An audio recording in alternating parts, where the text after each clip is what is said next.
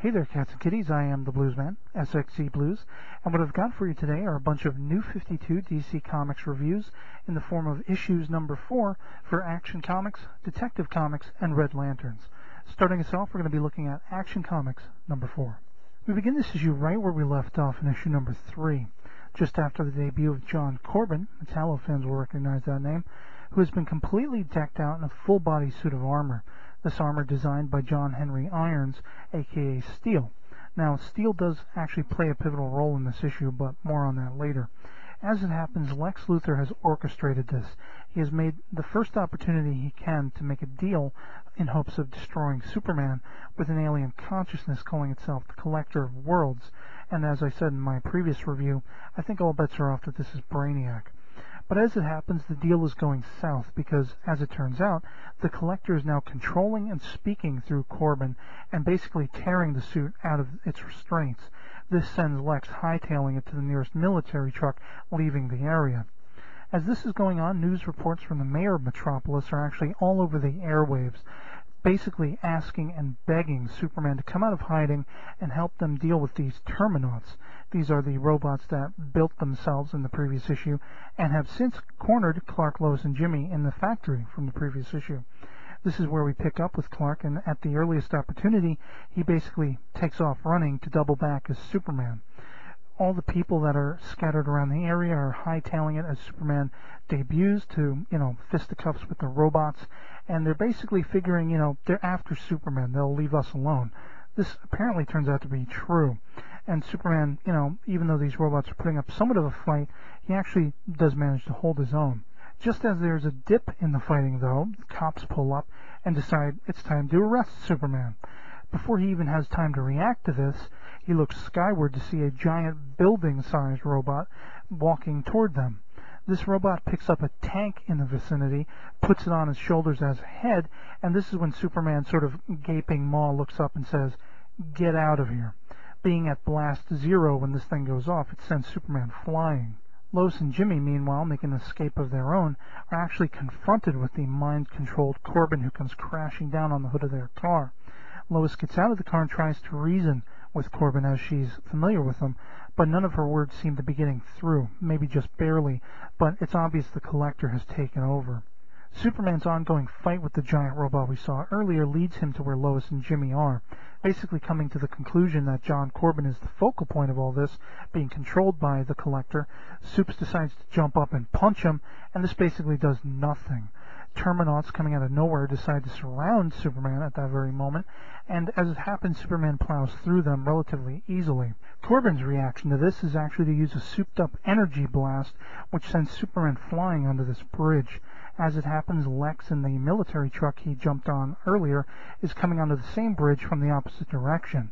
He orders the driver to basically turn around and run over Superman, and before he actually has a moment to see if they've captured him, there's this brilliant green glow that envelops the entire bridge, and in a panic, Lex orders the driver back toward Metropolis ASAP.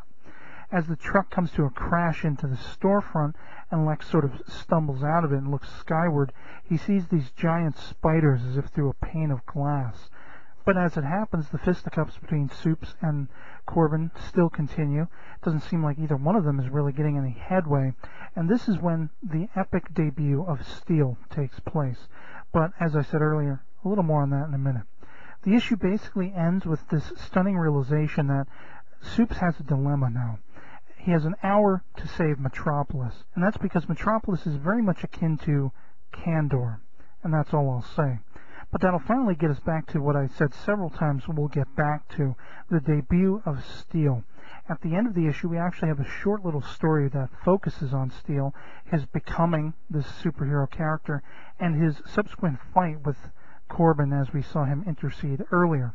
The fight is very epic, I will say, and let me just say that Steel as a character, for fans of him, he's definitely carried and brought forth with the respect that he's due.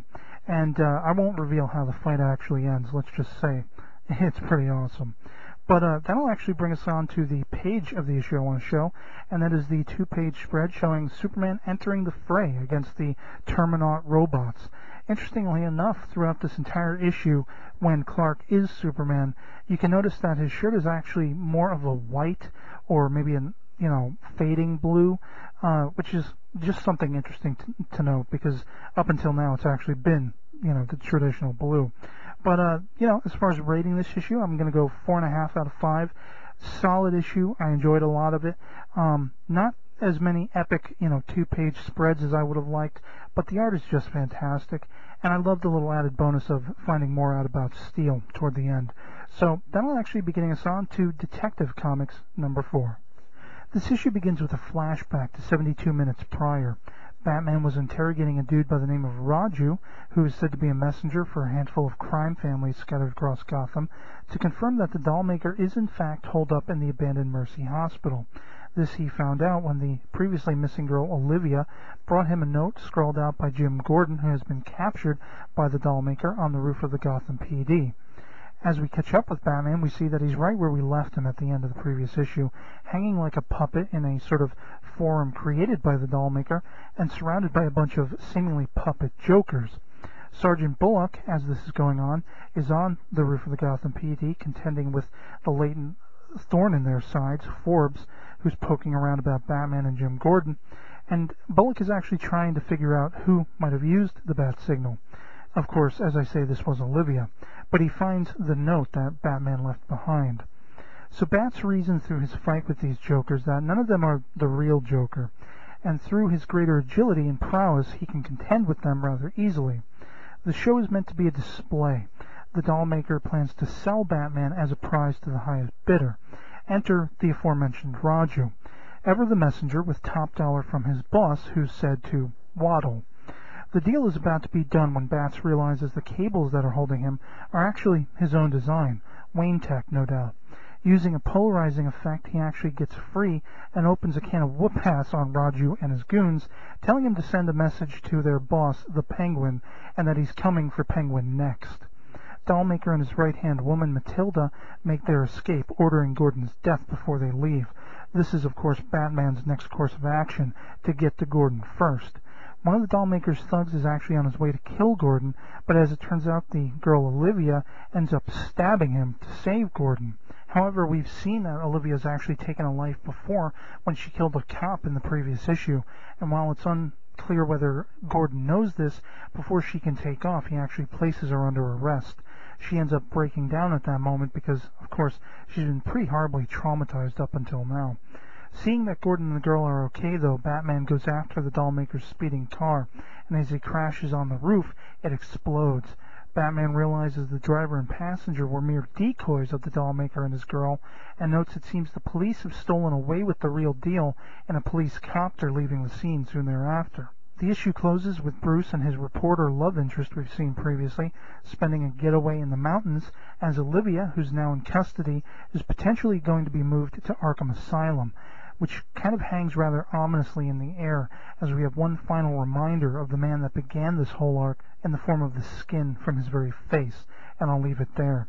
As for showing a page in the issue, I want to go with Batman's almost evil grin as he escapes the chains that he realizes are his own design before kicking thug ass. Very, very epic smirk on his face. And as for rating the issue, I'm going to go 4 out of 5. This has yet to displease. I love this whole arc, and I'm getting the sense that this is probably the end of the first arc and that the Penguin is yet to come. So that'll actually be getting us on to Red Lantern's number 4. As this issue opens, Atrocitus is chasing down Red Lantern Corps underling Scalix. He's consumed with suspicion that Bleeze has been rallying the Corps against him and wants to know straight from the horse face's mouth, so to speak. If there's anything the Corps members can't do really well, which we've seen, it's talk, and Atrocitus ends up biting down on Scalix's neck to read his mind through a blood rage bond.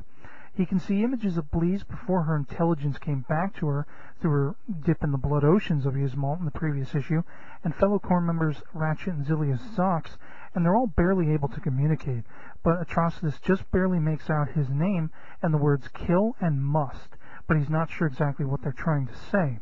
Bleeze, as she is now, interrupts Atrocitus, wanting to know what he's doing to Scalix, and advises him not to do this, but Atrocitus tosses Scalix into the blood ocean anyway. He then orders Zilius, Zox, and Ratchet into the blood boil as well. Bleez asks him if he knows what he's done. 3 of their very important core members may have just been lost, as it's only through her impeccable breeding, as she calls it, that she survived it and came out sentient again.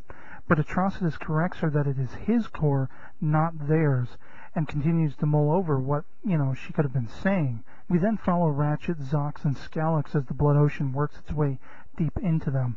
Ratchet recalls his life prior to the core as a lonely alien forced to stay away from his race, as the entire race itself holds solitude in the highest regard. But he longs to meet people, be in their physical presence rather than experience friendship merely through computers and occasional psychic links. And as he finally is about to share physical contact with others, he's gunned down by what can best be described as a zealot against impure activities. Meanwhile, Atrocitus confronts the corpse of Krona again, where he finds a sort of ironic comfort, as he puts it. As he's airing his concerns about Bleez and the others, he finds someone is actually eavesdropping and suspects it's Bleez herself, but finds no one when he chases after them. In a rage, he casts out for Sector 495, where he carries out vengeance on a sect that would blind and enslave young girls. He then comes to Earth, where he punishes both a poor man for his familial neglect, as well as a rich man for living off poor families. We briefly catch up with John and Ray, the 2 brothers we've seen glimpses of all through the previous issues as well. Their grandfather was apparently killed, leaving Ray wanting revenge. But as John isn't like that, it causes them to come to blows just as the police arrive as a result of Ray having tried to firebomb the killer's house in the previous issue. Back on Yzmolt, we begin to see that Atrocitus didn't merely throw the 3 core members into the blood ocean to punish them, but as what he hopes to be a backup plan, help for himself should Bleez become a real threat. We catch a brief glimpse of Scalyx's pre-core life as a servant to a gangster. He's been caught stealing and is soon punished for his misdeeds. And as the issue comes to a close, we find that while Atrocitus's hope to hold these 3 as allies is hanging in the wings, he seemingly lost his one true confidant, and that's all I'll say. As for showing a page in the issue, I want to go with the moment when Bleez is sitting watching and waiting as Scalyx, Ratchet, and Zilius, Zox are undergoing the same transformation she had to suffer in the previous issue in the blood boil. And as for rating the issue, solid 4 out of 5 once again. Yet again, another title in the New 52 that has yet to displease. And that'll actually bring us to the end of this particular set of reviews for DC Comics New 52 issues, number 4. And I hope you've enjoyed it, and I'd love to hear some feedback from you if you have the time.